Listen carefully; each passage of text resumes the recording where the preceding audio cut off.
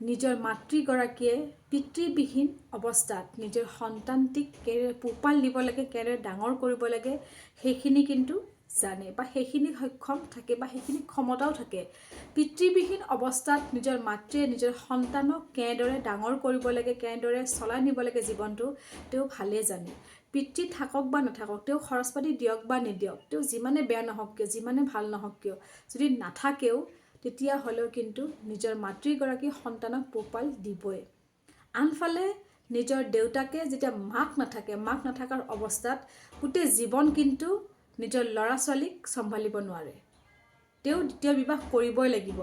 সেইকাৰণে ভগৱানে সেইটো শক্তি দিয়ে মাতৃসকলক বা ছোৱালীবিলাকক যে তোমালোকে সেইখিনি সক্ষম হোৱা বা সেইখিনি শক্তি পোৱা যাতে তোমালোকে নিজৰ সন্তানক নিজৰ স্বামী নথকা অৱস্থাতে তোমালোকে জীৱনটো নিৰ্বাহ কৰা চলিব পাৰা আৰু তোমালোকে যাতে তেওঁলোকক ডাঙৰ দীঘল কৰিব পাৰা। কিন্তু সেইখিনি ক্ষমতা পুৰুষ এগৰাকীক দিয়া নাই, মাতৃগৰাকী দিছে। আৰু আমাৰ সমাজে কয় মাতৃসকল বা ছোৱালীসকল বা নাৰীসকল দুৰ্বল। কিহৰ দুৰ্বল? মই সুধিব বিচাৰিছোঁ কিহৰ দুৰ্বল?